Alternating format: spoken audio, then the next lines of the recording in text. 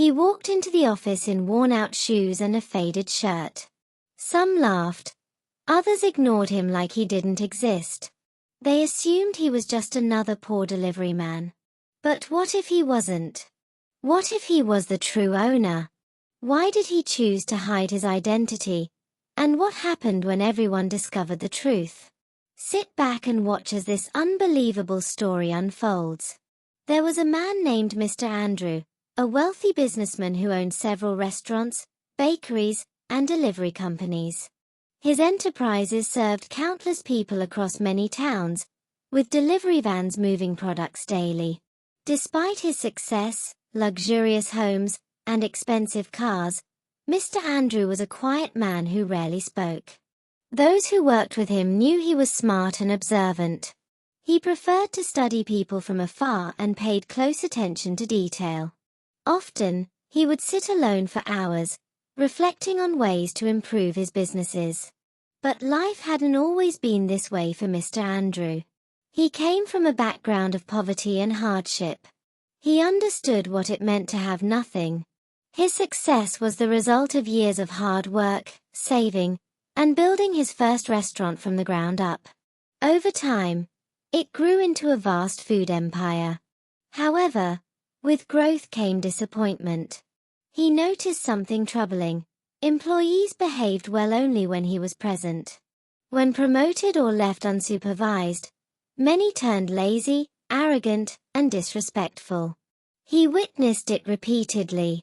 One of the most painful changes he saw was in Francis, his former driver. Once respectful and kind, Francis became harsh and abusive after being promoted to head of transport. He often yelled at other drivers and misused his new authority. Mr. Andrew wanted leaders who led by example, not those who used power to mistreat others. He often asked himself why people change when given authority, why kindness faded so quickly in the shadow of power. Sitting alone in his office, Mr. Andrew felt worn out and disheartened. Time after time, he had seen good manners disappear the moment his back was turned. Employees were polite only when he was near. Once in charge, their true colors came out. He needed to know who his real workers were, the ones with integrity, not just the ones who performed when being watched. Then, an idea struck him. He had recently bought a new restaurant. None of the staff had seen his face, only his name on official documents. He had never met them or visited the place personally. It was the perfect opportunity to observe them unnoticed. He picked up his phone and called the warehouse manager. "Please prepare the full month's supplies for the new branch," he said. "I'll deliver them myself." The warehouse manager was surprised but didn't ask questions. He knew Mr. Andrew was very particular. After the call, Mr. Andrew smiled faintly. "This will show me the truth," he murmured. "I need to see how they behave when they think the owner is not watching." He went to his room and stood quietly in front of the mirror. Today, he wasn't the billionaire businessman. He was just an ordinary man. He wore an old pair of trousers with thin, worn fabric and a faded shirt with frayed sleeves. On his feet were tired, dusty shoes. He pulled a cap low over his face. It concealed his identity completely. No one would guess he had billions in the bank. He whispered to himself, "No one will recognize me dressed like this."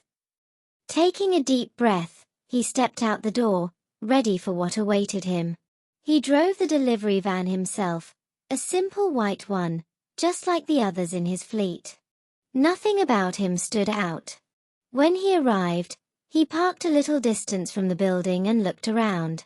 From the outside, everything looked perfect. The building was spotless, the signboard gleamed, and the glass windows were clear. Two waiters in clean uniforms were helping an elderly woman find a seat and even pulled out a chair for her. Inside, chefs moved with purpose. One wiped the counter, another arranged fresh vegetables. Everyone appeared busy and committed. Mr. Andrew watched from the van, then whispered, "What you see outside isn't always the truth." He stepped out and picked up a heavy box from the back. As he walked into the restaurant, the mood changed immediately. The warm smiles he had just seen vanished. A young man in a white apron eyed him from head to toe, stopping at his old shoes. "Deliveries go through the back door," he said coldly. "I know," Mr. Andrew replied calmly. "But this one is for the kitchen store." The young man rolled his eyes. "Use the back next time." Without arguing, Mr. Andrew continued inside, observing every detail. As he passed the front counter, a waiter glanced at him and snickered. "Look at this man," he whispered to a colleague. "He can't even afford decent shoes." His colleague smirked. "Maybe he's just a beggar looking for leftovers." They both laughed, covering their mouths. Mr. Andrew heard everything but remained silent. Their mockery continued. Near the kitchen, someone muttered, "Why do they send poor people here? It makes the place look cheap." Another added, "Can't he at least wear something clean?" Mr. Andrew placed the box down quietly. He had seen enough to understand how quickly people judged others based on appearance. He touched his cap, wiped sweat from his forehead, and went to fetch the next box. He returned with another load. His shirt clung to him, soaked with sweat. He headed toward the kitchen. The head chef, Mr. Benson, stood proudly by the stove, wearing a spotless apron and a tall chef's hat. As Mr. Andrew approached with the box, Benson turned and noticed him placing it down. Mr. Andrew stood in front of the room, his eyes slowly moving across the faces staring back at him. "I came here today to supply goods," he began, his voice calm and clear. Silence filled the room. No one moved. He took another step forward. But what I witnessed was more than just a day's work. The staff looked at one another, uneasy. Some sat up straighter. The same waiters who had laughed earlier now sat quietly, their expressions unsure. The chefs who had mocked him avoided his gaze. Even Mr. Steve, the manager, seemed frozen in place, the paper he held trembling slightly in his hand. Mr. Andrew continued, "I saw how some of you treat people you think are beneath you. I heard the comments, the laughter, the insults. I saw the way you looked at me like I didn't belong here." He paused. His words hung in the air, heavy and unflinching. "I wore old clothes and carried boxes, and suddenly that meant I deserved no respect. No greeting. Not even eye contact." Mr. Steve opened his mouth as if to speak, but said nothing. One of the waiters lowered his head. A few others shifted uncomfortably in their seats. "Some of you judged me not for what I did, but for how I looked," Mr. Andrew said, his voice steady. "You didn't see a man doing honest work. You saw someone unworthy of your kindness." He let that sink in before adding, "But I wasn't here just to deliver boxes." Now everyone was listening closely. The room felt tense, as if it were holding its breath. "I came here today to understand the people who work in this place," he said. "The people I've entrusted with something I built. You see, I'm not just a delivery man." He reached into his back pocket and pulled out a folded document. He opened it and placed it on the table before Mr. Steve, who picked it up with shaking hands. His eyes widened as he read it. His mouth dropped open, but still no words came. "I am the new owner of this restaurant," Mr. Andrew said simply. Gasps filled the room. A few people stood up in shock. The waiter who had mocked his shoes now looked like he wanted to disappear. The chef who had called him lazy leaned back, his face pale. Even the woman who ordered him to get her coffee was speechless. Miss Stella, standing near the back, smiled gently. She alone didn't look surprised, only proud. Mr. Andrew turned to face the whole room. "I worked my way up from nothing. I've carried boxes. I've cleaned floors. I know what it means to be overlooked, and I know what it takes to build something with your own hands." He walked slowly, his voice steady but firm. If you think your job title gives you the right to treat others like they don't matter, then maybe you're in the wrong place. He stopped in front of Mr. Steve. You were given the role of a leader, yet you looked through me like I was invisible. That's not leadership. That's arrogance. Then he turned to the group. Respect shouldn't be given based on clothes, or titles, or what someone earns. It should be basic, automatic, human. The room remained silent. He took one last look around. I came here today not just to watch. I came to learn who you really are when no one is looking. And now that I know, I'll decide who stays and who goes. Without another word, he turned and began to walk out. As he passed Miss Stella, he paused. Thank you, he said softly, for your kindness. You reminded me that goodness still exists here. She nodded, her eyes warm. The others stayed frozen in their chairs, stunned, ashamed, and uncertain of what would happen next. And as Mr. Andrew walked away, they all finally saw him, not the delivery man, but the man who had been watching them all along. I was mocked, he said, his voice still calm. Laughed at because of my shoes, treated like I didn't matter. Some heads dropped. Others looked away. He glanced at the chefs, then at the waiters, then toward the supervisor standing quietly at the back. I walked into the manager's office, he continued. But no one acknowledged me. It was like I was invisible. This time, no one laughed. The woman who had earlier asked him for coffee shifted uncomfortably. Mr. Steve looked frozen. Mr. Andrew didn't raise his voice. He didn't smile either. He just scanned the room and said, but the thing is, I wasn't just a delivery man. A deep silence fell over the room.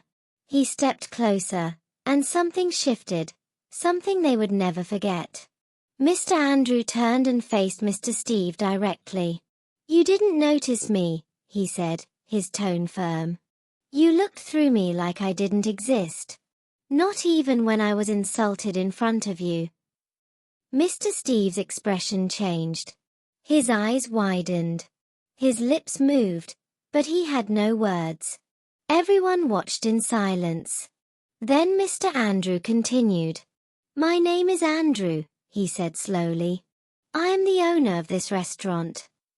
He let the word settle before adding, I bought it last week. The room went completely still. A waiter dropped the pen he was holding. One of the chefs sat down abruptly. Several workers covered their faces. A man near the door leaned back as though he had seen a ghost. No one spoke. No one moved. The same man they had mocked was now standing before them as the owner, and he wasn't smiling.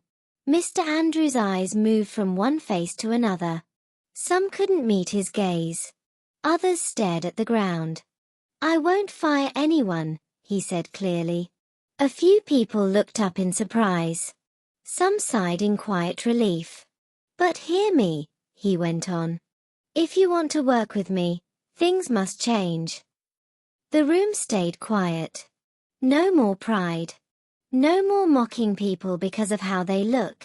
No more believing one job is better than another. He pointed gently toward the kitchen. Without them, there is no food. Then he turned toward the waiters. Without you, there is no service. He paused. Every job in this restaurant matters, from the cleaner to the manager. We all have to work together, or this place will collapse. His voice stayed calm, but there was no mistaking the seriousness in it. Starting today, he said, I want to see mutual respect, for each other, for the work we do, and for the people who walk through that door. Still, no one laughed. They listened, really listened. Mr. Andrew turned to Miss Stella. His expression was calm, but steady. You treated me with respect, he said. You cared, even when others didn't. He paused. From now on, you're the new manager. Her eyes widened. She nodded slowly, barely able to speak. Then he looked at Steve. His tone didn't waver. You will now serve as the supervisor. Steve didn't respond. His face shifted, but he remained silent. Mr. Andrew walked toward the door. As he moved, a few voices began to speak. Sorry, sir. We're sorry. Please forgive us. Others kept their eyes down. He stopped at the door and turned to face them one last time. Don't judge people by how they look, he said clearly. If you want to grow, learn to respect everyone. Then he stepped outside. His worn shoes made no sound, but the silence inside spoke louder than words. No one moved. Their hands were still, their faces full of realization. That day was not just a meeting. It was a wake-up call. They hadn't just met their new boss. They had come face to face with a truth they had long ignored.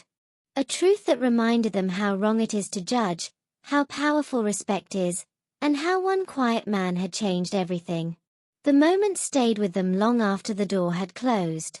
And those who once laughed at the delivery man went home that evening in silence, humbled and changed. They had seen a man in old shoes and made assumptions. What they didn't know was that he was the one in charge. They judged him by appearance, forgetting that real worth is not in clothing but in how we treat others. The lesson was clear. Never look down on anyone.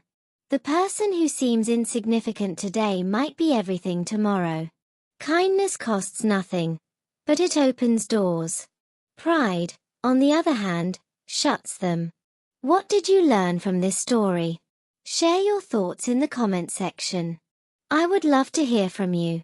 Another powerful story is coming soon. Don't forget to subscribe and turn on the notification bell, so you'll be the first to know when it drops. If this story touched you, please like and share it with your friends. Thank you so much for watching. See you in the next story.